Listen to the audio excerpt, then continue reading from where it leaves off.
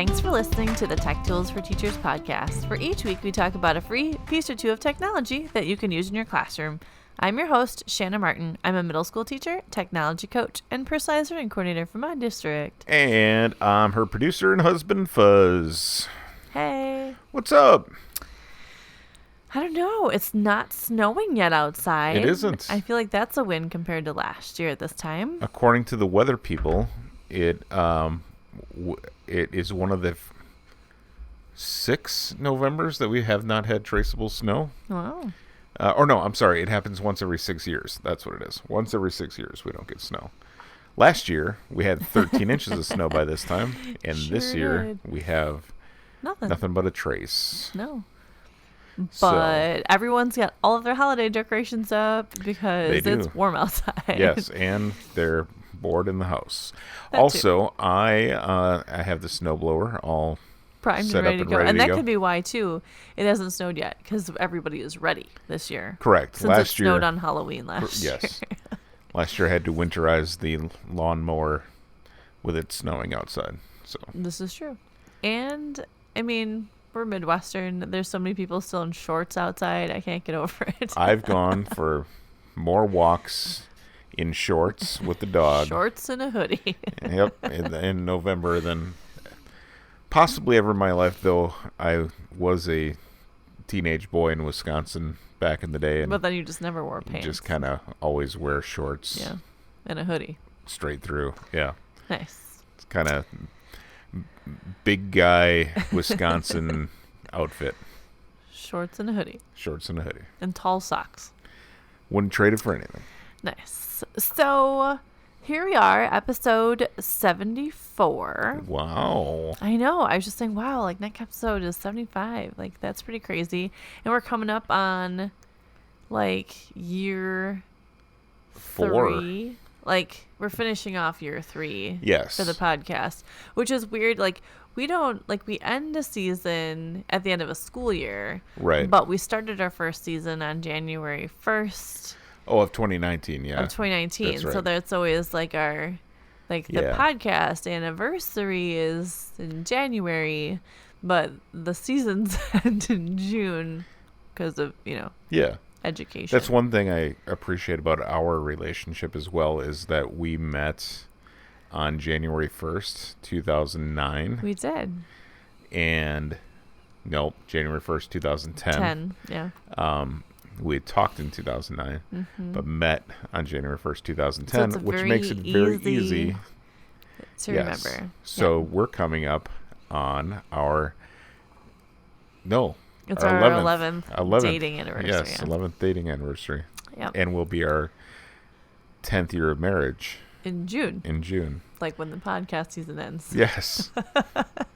See how our life revolves around January 1st and end of June. Exactly. So anyway, back to episode 74. So this week we're talking about 3D design, which has nothing to do with the weather or anniversaries. But what I am finding is because of all of the things that are going on right now and lots of teachers going virtual and lots of kids in and out of classrooms and less I don't know, just access to different resources. So normally we have resources that are I moved your microphone. You moved I apologize. my microphone, and now it's in a very weird space. And you were getting a little loud. I just wanted to make sure. Back. Okay. Okay. So, I'm distracted. So, supplies. I don't have access to things that I usually have because of cleaning and because of having one for every student. And I have kids going virtual and quarantined. You live your life in a cart. Weeks, and I do. I am so excited. I'm coming up with a plan for holiday cart decorating. But anyway, so I normally teach robotics and 3D design, which I mention every once in a while. We don't talk about it very much, but I don't have access to those tools because all of my computers I had students working on before were licensed, and because all the licensed desktops were put away this year and the computer lab is being used as a classroom space, I don't have my robotics resources I usually have. So the other teacher who does 3D design, Blake, who was on episode 21 with us back in the day, he still has Inventor because that's on laptops. But if we want to do any other 3D design, we don't have the licenses on kids' Chromebooks because most things you can't license on Chromebooks. And a lot of our PCs are being used by staff members right now. And so we don't have the same resources we usually do. Yeah, gotcha. So that's where this all comes from. So you got to get creative. Longest story ever about why I have 3D design as this episode. So I went on the hunt for 3D design websites that were free and I want to say like not like bulky, but we've talked about Tinkercad before, which is awesome for like introductory 3D design, but I needed some websites that were more of a step up to be more challenging for our students because they've used Tinkercad since 5th and 6th grade. So I needed that next higher level stuff. Yeah. And some of our kids are already using Inventor, which is great, but I needed other resources for our students. So we are talking about 3D design. I have 2 websites that are like live websites that have free access to 3D design, and then 2 software downloads that kids can put onto not Chromebooks, because you can't download these things to Chromebooks, but you can put them onto anything with Windows 10 and above. They work on Macs. They work on PCs Linux. Of a variety of things. Nobody's using Linux anyway in a school environment. I don't even know what that is. I was like, I don't even know. I'm skipping over what you're talking about because I don't know what you're talking about. Mac or PC with Windows 10 or above. Yeah, PCs and so like at home, kids can have access to this if they're like their home desktops and stuff. They can definitely use these for, and they're cool. So, all right, let's get started because this was the longest backstory of my thoughts today. All right, the first one is called Figaro.io. Are you gonna sing now? Well, I was singing Figaro. And I was staring at you like, what are you talking about? The Barber of Seville. And then I figured out what you were doing, but I was distracted by other things. And like, Bugs Bunny. Right. It was Sylvester, Tweety Pie. Well, one of them. No, it's Bugs Looney Tunes. It's Bugs Bunny and Elmer, I think. Elmer Fudd. Yeah. So I was gonna do it, and then I got the look like, don't think about doing that on my podcast. And then you asked me if I was gonna do it, and see, and I just set you up so you could sing. Thank you, I appreciate it. You're welcome. So Figaro.io. Except for it's spelled differently than the Latin. Yes. Figaro.io/designer. If you want to put that part in, you don't have to though. So Figaro, what's cool about this is it gives you like straightforward. You get your plane, your work surface, which is gonna be your plane. And then right away on the left hand side, it loads you up with like rectangle, cylinder, sphere. You got your grid, you got your polyline, and then it will swap out colors and segments and things like that. Across the top, you've got polygons, you've got objects. It'll give you your vertices, which is really nice, especially if you're using this with students that have done more of like Tinkercad before. Mm-hmm. And this is definitely going to be students that are familiar already with a 3D design program and understanding like the X, Y, Z axis. Yep. So I would not use this one necessarily with beginners, mm-hmm. but the next step up. But that's what I was looking for in my hunt for things, was the next step up. Mm-hmm.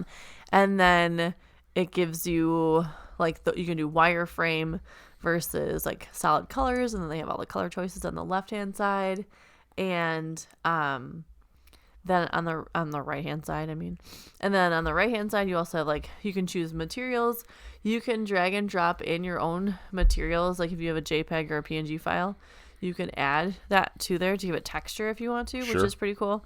And once you've created your design, again, you can start with basics, just like teaching them rectangles, cylinders, very basic shapes, but in a more formal program. It also gives you offsets, so you can type them into the top too. You don't have to drag and drop everything. You can actually just type in your coordinates, which is nice. And then you can import, if you want to import other files, even from like Google Poly and stuff like that, you can import files to work into, and then you can export as like a 3D systems or a variety of exports you can do too. And then you can publish, and if you click publish, you can click different ways of publishing it out, like your topic and then what you're going to publish as your scene, kind of a deal. And you can put them on different settings and stuff like that. So there's just a lot of options with this one. It gives you basic information for 3D design, but it's still more advanced than like a Tinker or something that's like step by step, which is pretty sweet. They also have a whole community, so you have access to other people's projects, but also they have like Figaro questions, comments, suggestions about Figaro, so they kind of can walk you through, and they have like assistants there too if you've got questions about stuff. They do have access to that. And they have 3D modeling tutorials, which is pretty cool, on their homepage. So you can click like, I have no idea what I'm doing. And if you've got kids that are interested in 3D modeling and they want to do this at home because they're virtual learning, this would be a great way for them to do that. It walks right through tutorials, start modeling, and all that kind of stuff. So it's pretty nice. It's set up very easy to understand. You just click designer when you get in, and then you set up your little workspace, and then you're able to get going and stuff, which is pretty cool. Very nice. So that is Figaro.io, and that is a 3D design like direct on the website, which is pretty cool. Great. Our second one is called SketchUp. Now, if you do, so it's app.sketchup.com. Okay. Is the free online freebie one. SketchUp does have paid like upgrades and paid versions. Yeah. So you can use this on the website. The kids can use it online. It is, again, more advanced than some things, but definitely still user friendly. This one's going to give you your work plane as well. It's not graph paper like Figaro.io is. But app.sketchup.com, and then you just log in because you create yourself a login. Okay. And you can go home, and it will give your own little like your dashboard where you can keep your files, and it connects through Google, so it's like Google like single sign-on, which is nice. And then you can continue to work on projects and come back to them or create new. And this one is going to give you your shapes, where you can color and use your pencil and sketch in more stuff. Okay. It will come to, if you click on the fancier things, it'll say, hey, you need to upgrade for that one. Sure. So you'll run into that more with this website than the first one. Okay. But you do have access to the colors, and you do have access to changing things, and there's plenty of objects and textured surfaces, which I always appreciate a textured surface when I'm trying to do stuff. So the left hand side gives you your basic shapes and your drawing tools and stuff, and then the right hand side actually comes up, it says instructor, which is really cool, and it will pull up like, here's the materials, these are the steps to go through, these are your modifiers, and it will literally walk you through drawing something on your screen. So you can have the instructions on the right in a little video as you're designing it in your work plane, which is nice. Yeah, that's cool. So if you're just going to assign your kids like, hey, go design like a 3D house or something, in SketchUp, on the right-hand side, they have a little instructor video with directions that are written that walk you through step-by-step how to create a project. So if you have students that aren't as confident in 3D design, it's nice that they don't have to dig for the videos. They're just in the right-hand side of the screen. Yeah, that's cool. So that's really cool. I really like that about this one. And then here too, you're able to have your little dashboard. You can save all your little projects and things like that, which is awesome. Awesome. Yeah, so that's SketchUp. SketchUp. Again, So app.sketchup.com. correct. Yep, for the free version. And then you can go into the fancy. If you love it now, you can upgrade at any time. So there's that. So those are my two online ones. So students can access them at home. If they're on Chromebooks, they can run the sites, which is kind of cool. They can play around with them. You have access to stuff. The next two are actual going to be like software downloads. Okay. But oh, holy cats. I showed you the Blender. So the first one I'm going to talk about is called blender.org, which I'm trying to like connect, like every time I think of a blender, I'm like smoothies. So it's Blender, but yeah, it's not smoothies. It's a really cool design site. So Blender, BLENDER.org. And you download it to your computer and it tells you what it's compatible with, which usually when I download 3D, when I try to do 3D design, they're like, you have a Mac. We hate you. No. And so I use a PC usually at school for my 3D design stuff. But this one is now on my Mac, which is cool. Very nice. And it is really advanced. So I was playing around with it. I'm like, I am so lost right now. But what's cool is they do have lots of videos and a huge community.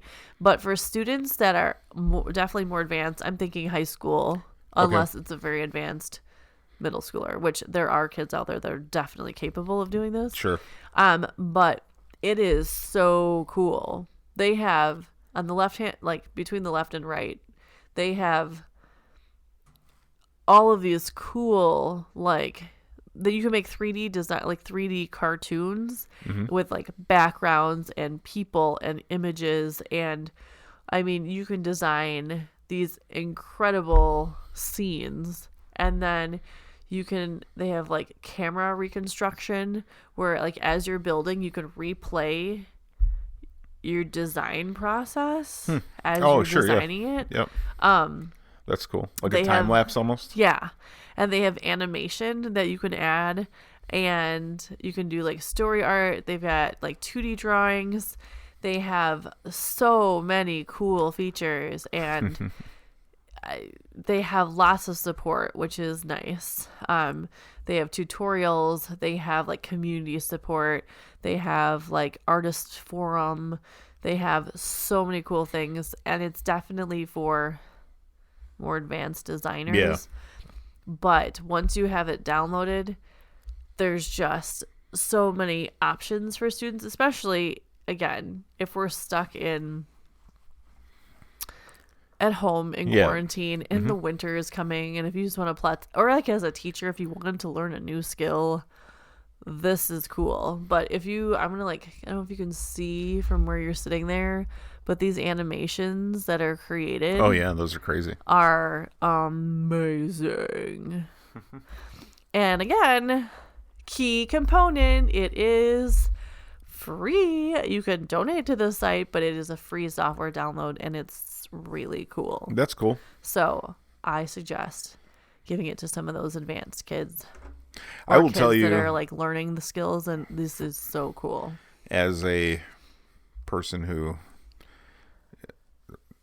runs an ad agency, we have animators who not their main job isn't like animating like cartoons and things. It's taking, but they do sometimes. Yeah, they do sometimes. Yes, but their main job is typically taking like, for instance, a very famous brand of tractors, which I won't name, will say, okay, here's the new tractor, make it green and give us the proper textures and like, so they'll give the 3D files, but they come as just wires, like just lines. Yeah. And I forget what they call the components of each. It's like a not hexagon. I don't know I forget what they're called, but they'll take those and they'll apply the surfaces and the textures and the lighting, and they'll make them look like an actual machine. Like you, sometimes it's like really hard to tell. A field. Yeah, it's very, very hard to tell the difference between the two, and they make good money. And if you have kids in your classes that like to do this kind of stuff, there is a definite market for it outside of like video gaming, and that there's lots there's of stuff. A need for it. Yeah. Cool. And this is, again, I don't know, just go, even if you are not interested in 3D design, just go to the examples on that website. Yeah. It's like, holy cow, you did that with some free software. There's like really? A dragon. Yeah. Yeah. Like there was some like cities, like there's cool. Yeah. It's cool. It is cool. Yeah. So when I learn it over winter break, we'll see what I can come up with in all of new summer skill. Yeah. Can you consider that professional development if you do that? Well, yeah. As long as I teach others. I'm teaching others right now. Boom. Double boom. I don't know. We'll figure it out. Can you also render a tractor for us? Yes, I will. And then I can get like another job. I'll take on another job. Okay. There you go. So our last software download, it's called LeoCAD. LeoCAD.org. And it is a way to design virtual models with Lego bricks. Oh, I see. LeoCAD, they stole a letter out of there to make sure they didn't get sued. But Lego is registered on their website. Oh, is it really? Okay. Yeah. The little Lego R is in their description. Cool. So there's that. So you get to build on the site with Legos. With Legos. So this is a software download that you could use with, I would say, like a middle school crowd, school to high school. Like you could definitely be really advanced with it if you want to, but this one's more user friendly, where you can download it and you get your parts. So you get actual Lego bricks.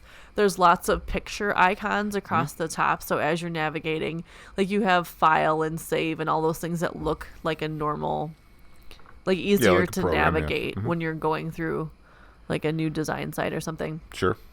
And you can pick your bricks. So on the right hand side, then you have like your solid colors, and then you have your brick sizes, and you can then build with virtual Lego bricks. And they have the wheels and the hinges, and they have all the different things that you can do.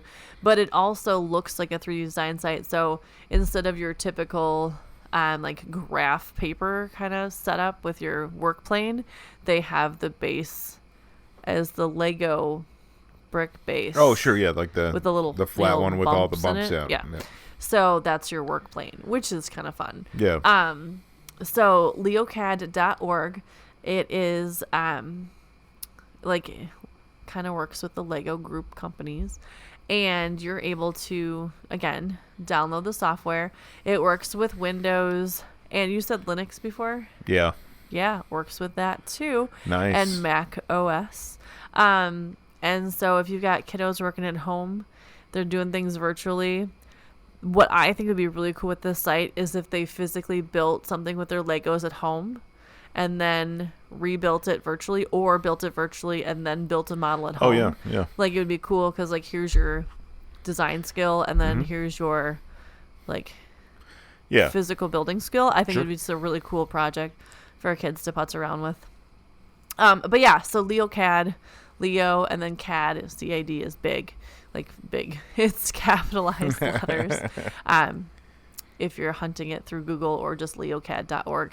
But it is, again, a free software download, and you can build with 3D design on your computer, but with Lego bricks, which is pretty cool.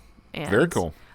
What's kind of cool is they have like large models here. This is like their version of the London or Tower Bridge in London, and normally you would use 4,000 Legos to build this. Oh wow! And here you can build it on a screen and not have to step on all those Legos. So that's a win, because Legos are dangerous. Foot saver. I know, and I just keep thinking like they're coming into our house. Yeah.